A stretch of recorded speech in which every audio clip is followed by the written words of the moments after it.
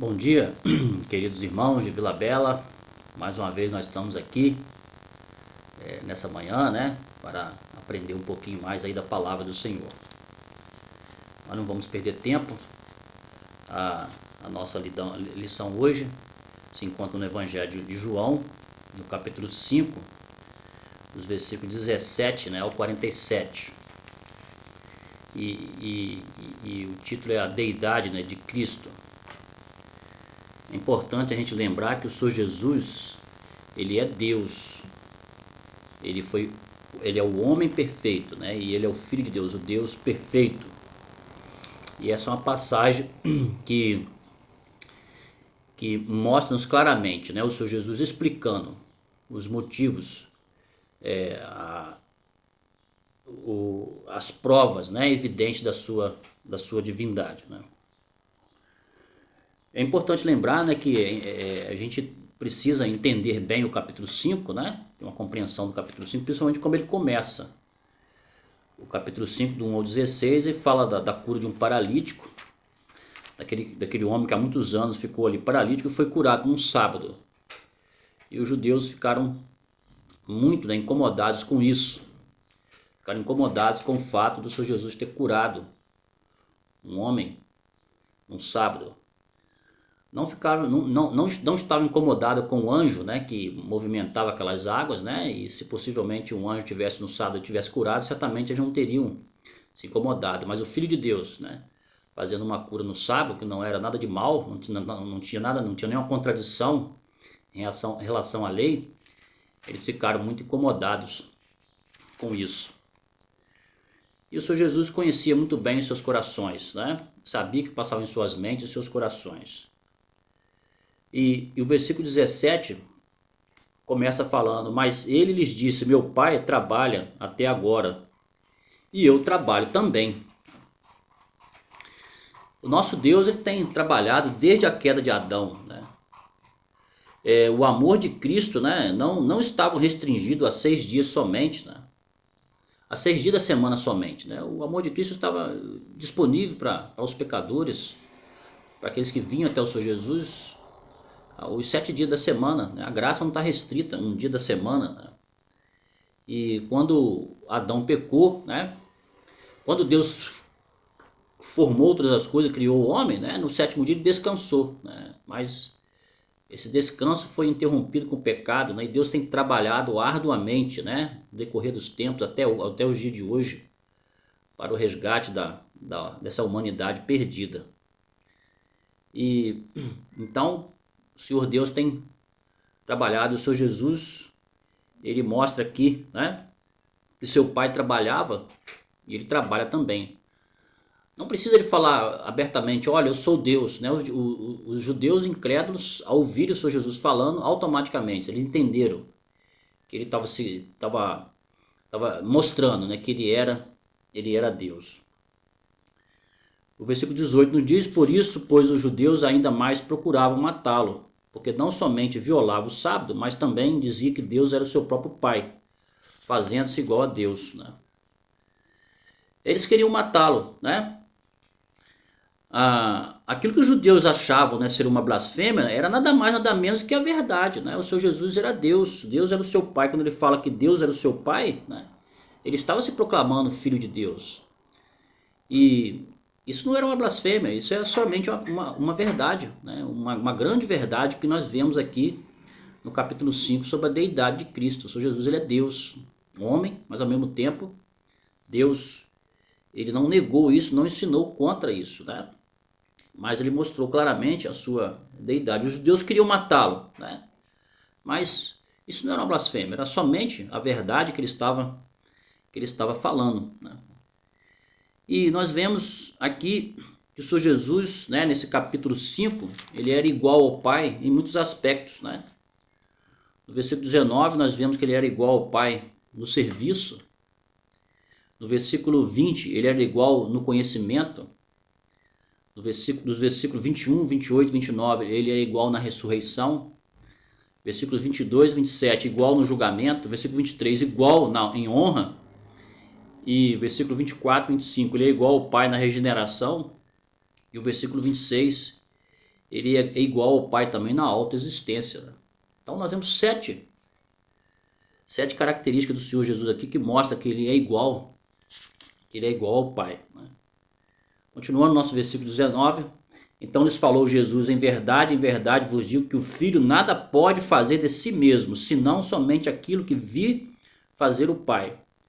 Porque tudo que este fizer, o Filho também semelhantemente o faz, né?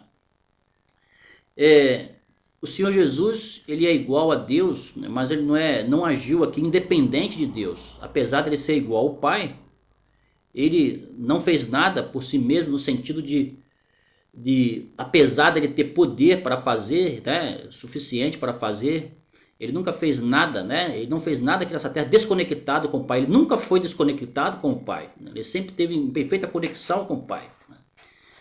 E então, apesar dele ser igual, ele nunca agiu, né, de forma independente, né? Muito ao contrário de nós, né, que facilmente queremos às vezes a glória para nós mesmos, tão diferente do homem que quer, né, a glória para si mesmo com facilidade. Mas o Senhor Jesus, ele não procurou sua própria glória, né? Ele viveu aqui, né, em total submissão ao Pai. Ele não fez nada, né, independente do Pai. Versículo 20, porque o Pai ama ao Filho e lhe mostra tudo o que faz, e maiores obras do que essas lhe mostrará, para que vos maravilheis, né?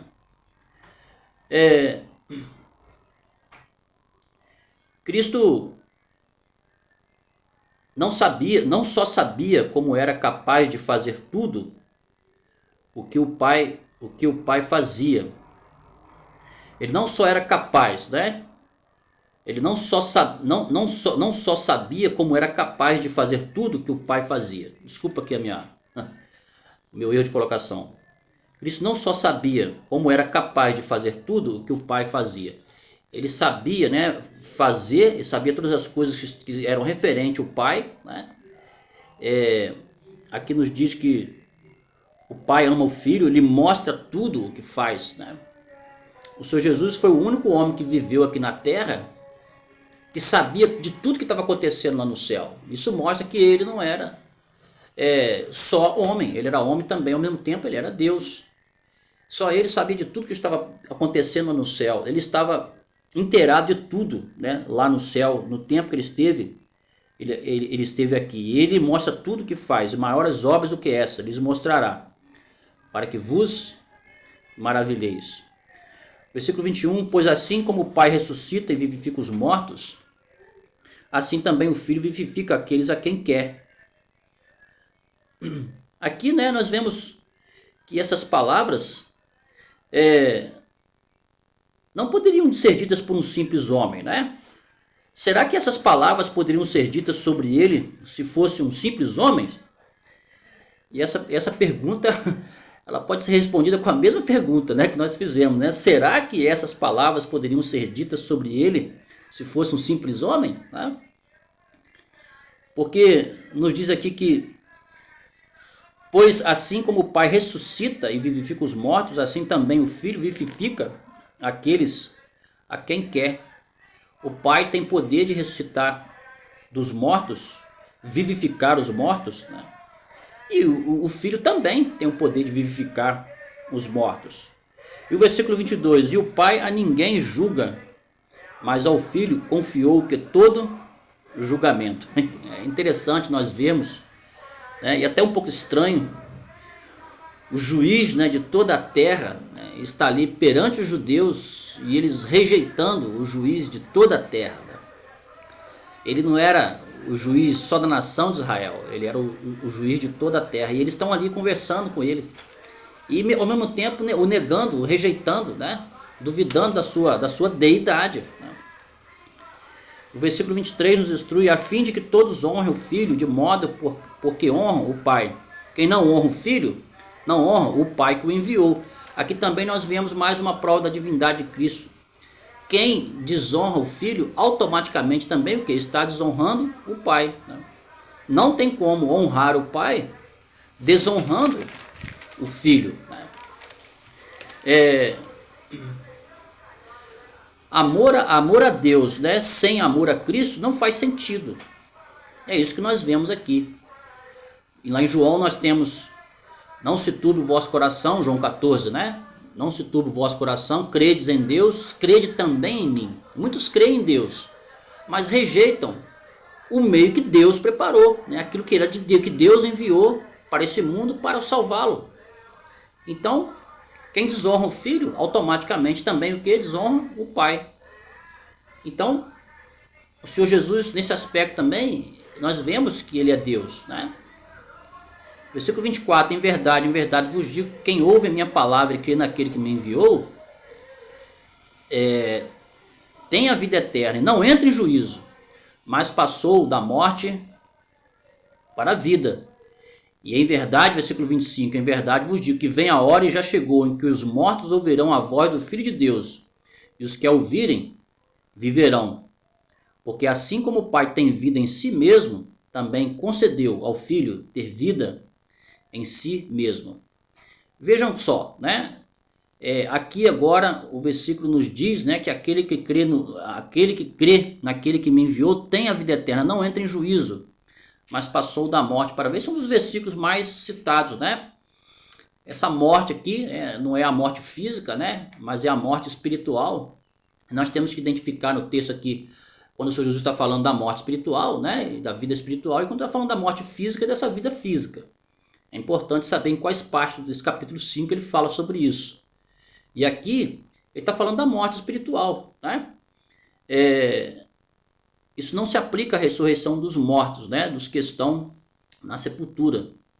Mas nós temos lá em Efésios que ele vos deu vida, né, estando com vós mortos nos vossos delitos e pecados.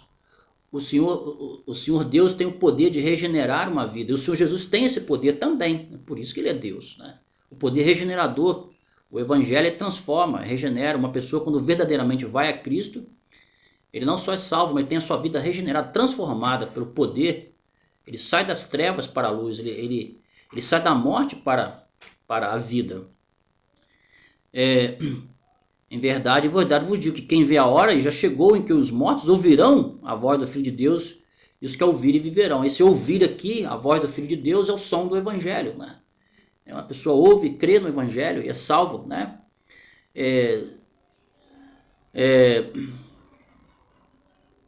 Se aplica aos que Cristo ressuscitou quando esteve aqui, né? E ao viver espiritual. É claro, né, que se aplica àqueles que ele falou ou que ouviram a sua voz e viveram quando ele esteve aqui, né?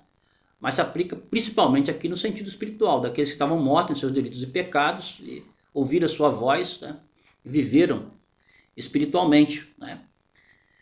A vida foi dada a nós, né? Mas não foi dada ao Filho e ao Pai, pois a vida sempre esteve com eles, né? Isso é uma coisa importante também, né? A vida nos é dada, né? Mas a vida não foi dada ao Filho, né? A vida, ele era a fonte de vida, ele é a fonte de vida. Porque assim como o Pai tem vida em si mesmo, o versículo 26 nos diz, também concedeu ao Filho ter em si mesmo. Quando fala aqui que também concedeu ao Filho, né? É que quando o Senhor Jesus, esse conceder aqui, não é que o Senhor Jesus não tinha e depois passou a ter. Mas nós temos que pensar que no momento, né, esse ter aqui, quando ele se encarnou aqui nesse mundo, quando ele nasceu aqui nesse mundo como homem, ele já nasceu com essa vida, né? Deus deu nesse sentido, né? Quando ele assumiu a forma humana. Não que ele não tivesse também já essa vida em si mesmo, antes dele se manifestar aqui, antes de assumir a forma humana, mas ele já tinha. Então o Filho é a mesma fonte de vida que o Pai, ele tem o mesmo poder vivificador do Pai. Então por isso que o Senhor Jesus, ele é Deus, né? O versículo 27, ele deu autoridade para julgar, porque o Filho é o Filho do homem, né? Ele julgará os homens como filho do homem.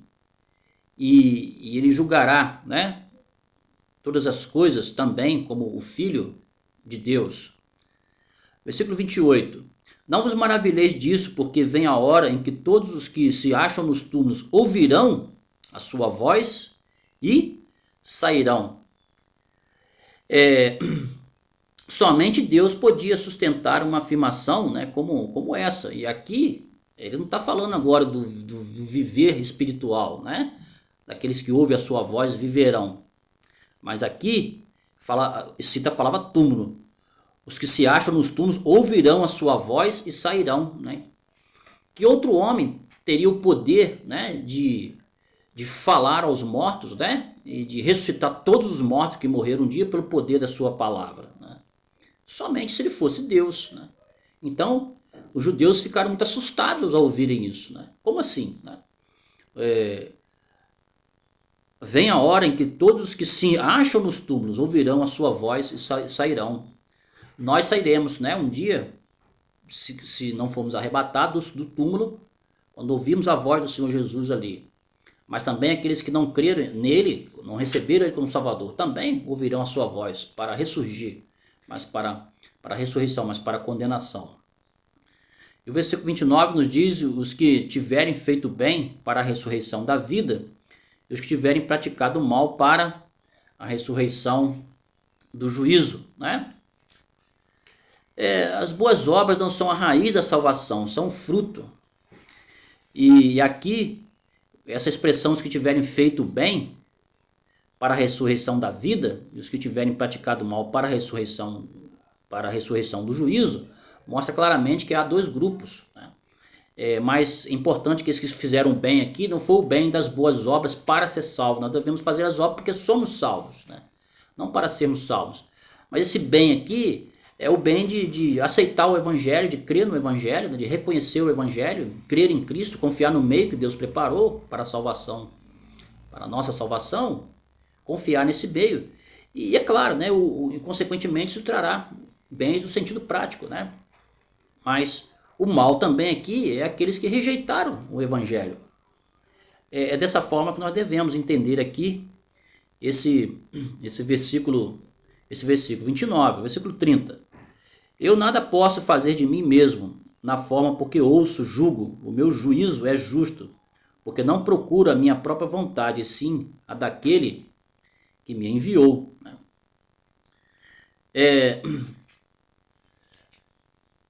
Nós vemos aqui, agora no versículo 30, né?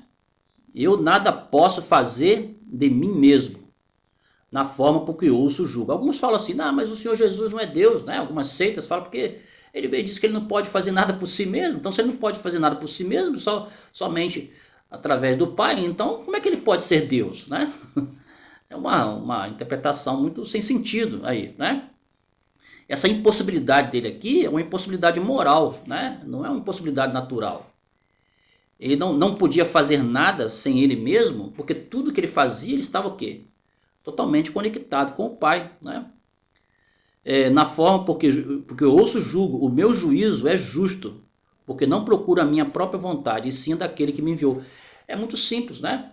O Senhor Jesus não veio a esse mundo aqui e simplesmente quis fazer algo que somente lhe agradasse, né? Ele diz, não, o Pai pensa assim, mas eu penso desse jeito, né? Eu não vou fazer assim. O meu Pai pensa assim, eu respeito a opinião dele, mas eu vou fazer desse jeito. Não, nunca houve isso no Senhor Jesus.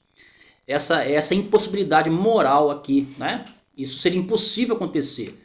O Senhor Jesus fazer algo sem, por si mesmo, no sentido de desconexão com o Pai, né?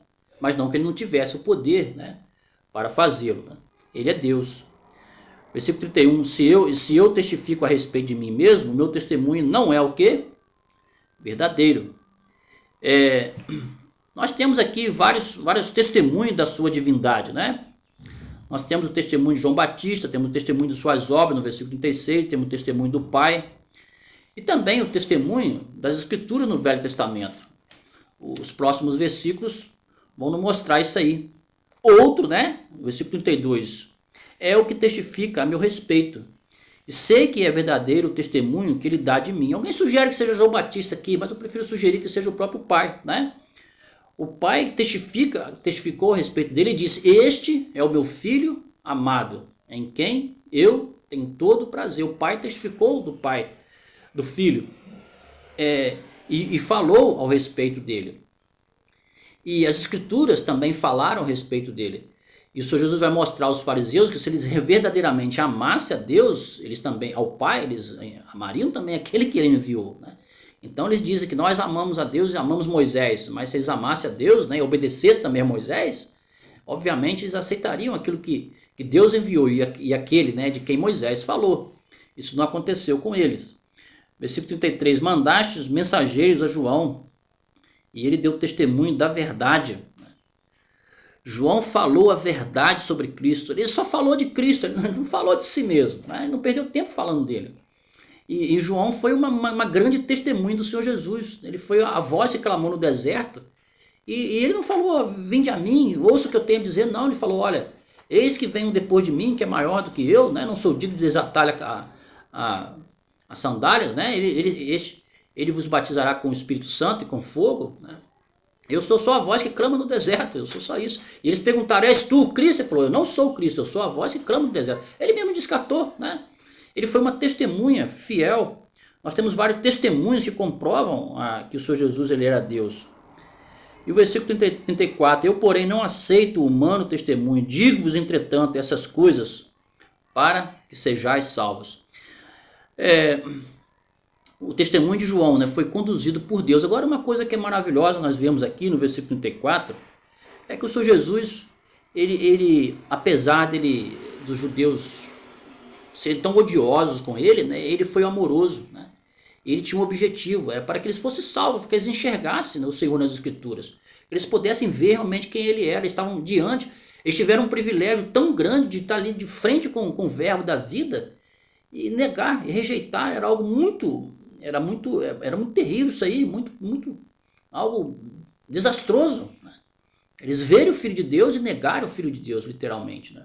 E o Senhor Jesus mostra nas Escrituras, mostra as várias provas de que ele estava ali e que que o Velho Testamento foi escrito para ele, apontando para ele. Eles não foram capazes de perceber que ele era Deus. E se uma pessoa nega a divindade de Cristo, como é que ele pode ser salvo, né? Então, é essencial para a nossa salvação reconhecer que o Senhor Jesus ele é Deus, pois só como Deus ele tem poder para regenerar, para salvar, para transformar. Ele era a lâmpada que ardia e alumiava, e vós quisestes por algum tempo alegrar-vos com a sua luz. Eles foram, né, até João Batista, ouviram a sua mensagem, né, ali no deserto, de uma certa forma acharam interessante, mas quando eles foram desafiados a se arrepender e a crer no Senhor Jesus, né, eles desistiram de ideia, né?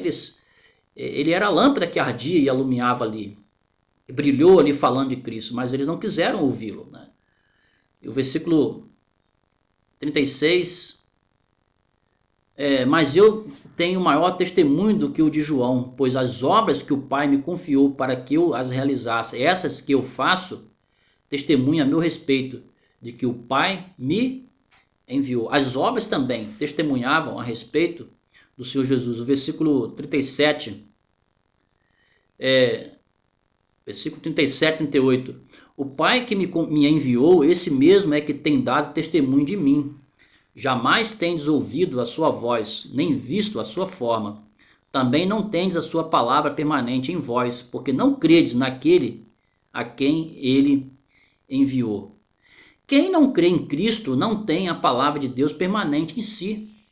Porque uma coisa é você ler a Bíblia, né? Outra coisa é você enxergar Cristo na leitura dessa Bíblia, né? Isso é essencial, né? E os judeus liam, não eram capazes de enxergar o Senhor Jesus, não queriam enxergar o Senhor Jesus. O Senhor Jesus estava muito visível e patente, muito visível e patente no Velho Testamento. O Velho Testamento, nós temos ali o Novo, né? O Novo Testamento está escondido no Velho Testamento, e o Velho Testamento está revelado no Novo Testamento, né? Então, o Senhor Jesus está ali, ele está escondido ali no Velho Testamento, mas ele está lá, né? E o Velho Testamento ele é revelado, ele é descoberto, né? No Novo Testamento. Mas eles não quiseram, né? Eles não tinham a palavra de Deus em si, porque eles rejeitaram a Cristo, né? Não reconheceram ele como o verdadeiro Filho de Deus enviado pelo próprio Deus. E aqui o versículo 39 nos diz: examinai as Escrituras, porque julgais ter nelas a vida eterna, e são elas mesmas que testificam de mim. Bom, duas coisas, né? Os judeus deveriam ou o Senhor Jesus estava dizendo para os judeus examinarem as escrituras, porque eles deveriam ter a vida eterna nela, né? Ou eles não estavam lendo, mas não estavam examinando, né? Eles deveriam examinar essa escritura, né? Eles achavam que por ter as escrituras, simplesmente pelo fato de tê-la, né? Eles já eram salvos, né? Pelo simples fato de tê-la. E o Senhor Jesus também pode estar dizendo, examinai, né? Vocês acham que vocês simplesmente por ter vocês são salvos, mas vocês precisam examinar as escrituras, né? Ou examinai, né? No sentido futuro, para que vocês possam ter a vida eterna. O assunto principal, né, do Velho Testamento é Cristo, não tem um outro assunto principal, né? O Senhor Jesus está ali no Velho Testamento. Leia o Velho Testamento e você vai ver Cristo ali, né? É o testemunho das Escrituras. Vamos acelerar para nós encerrar, para o nosso vídeo não ficar muito comprido, né? O versículo 40. Contudo não quereis vir a mim para terdes vida. Eu não aceito glória que vem dos homens. Sei, entretanto, que não tendes em vós o amor de Deus. Eu vim em nome de meu Pai, e não me recebeis. Se outro vir em seu próprio nome, certamente o recebereis. Como podeis crer vós os que aceitais glórias uns dos outros, e contudo não procurais a glória que vem do Deus único? Não penseis que eu vos acusarei perante o Pai? Quem vos acusa? Não penseis que eu vos acusarei perante o Pai. Quem vos acusa é Moisés, e a quem tendes firmado a vossa confiança. Porque se de fato cresces em Moisés, também crereis em mim, porquanto ele escreveu a meu respeito. Se porém não credes nos seus inscritos, como crereis nas minhas palavras, né? O ser humano ama mais, né, os seus pecados do que a Cristo. Essa é a grande verdade. Ele prefere o pecado do que a Cristo, né? Nós vemos que o Senhor Jesus, né, não se preocupava com a glória do homem, no versículo 41. Eu não aceito a glória que vem dos homens, né? É a mesma coisa de dizer, eu não me preocupo com a glória dos homens, desse mundo, né? Eu estou preocupado com a glória do Pai. Por isso que ele fala, eu não aceito, né? Não que ele não aceitava a opinião humana em nenhum aspecto, ele fosse estúpido, ignorante, não é nesse sentido. Mas ele não se preocupava com a glória humana, né? Se os judeus incrédulos amassem verdadeiramente a Deus, eles teriam recebido o Senhor Jesus. E a prova maior de que eles não amavam a Deus, eles diziam que amavam, é de que eles rejeitaram o Filho de Deus, o próprio Deus, né? E aqui o versículo 43, eu vim em nome de meu Pai, e não me recebereis. Se outro vier em meu próprio nome, certamente o recebereis. Muitos vieram em nome de Cristo, né? E foram aceitos, recebidos. E vai haver um dia também que a nação de Israel vai receber alguém que é o anticristo, e que não é o Cristo. Eles serão enganados, né? E eles vão receber, mas o verdadeiro Cristo que estava ali perante ele, o verdadeiro Filho de Deus, o verdadeiro Deus, que as Escrituras falavam sobre ele, né? Eles rejeitaram, né? O que os amigos judeus falariam, né, se abandonasse o judaísmo recebendo a Cristo? Muita pessoa deixa de ir a Cristo por causa da opinião humana, né? E eles foram capazes de perceber claramente que ele era o Filho de Deus, mas ir a Cristo, né? E aí nós vemos essa questão de entender e crer, né? Preferiram não assumir que estavam crendo nele, porque poderiam ser, né, desrespeitados pelos judeus, perseguidos pelos judeus. E agora, finalizando aqui os escritos de Moisés, né? Se os judeus tivessem crido nas palavras de Moisés, também teriam crido em Cristo, com certeza, né? O Velho Testamento mesmo, Moisés falou, se você crê nas primeiras páginas da Bíblia, facilmente você vai crer em toda a Bíblia. Se você crê nas primeiras páginas da Bíblia, facilmente você vai crer em Cristo. Você rejeita as primeiras páginas da Bíblia, dificilmente você vai crer também em Cristo como Salvador. Uma pessoa irá crer em Cristo como Salvador. Eu vou ler aqui Deuteronômio, capítulo 18, versículo 15 e 18, que diz assim, né? Vamos aproximando já do nosso final. O Senhor teu Deus te suscitará um profeta no meio de ti, de teus irmãos, semelhante a mim, e a ele ouvirás, né?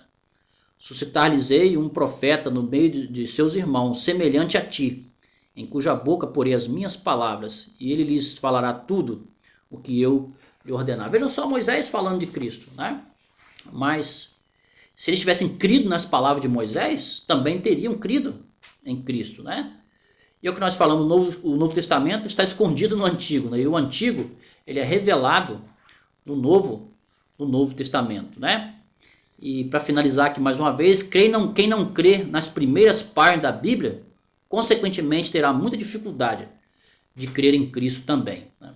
Creamos em toda a palavra, né? O Senhor Jesus, ele é Deus, ele deixou as provas claras da sua divindade quando ele viveu aqui.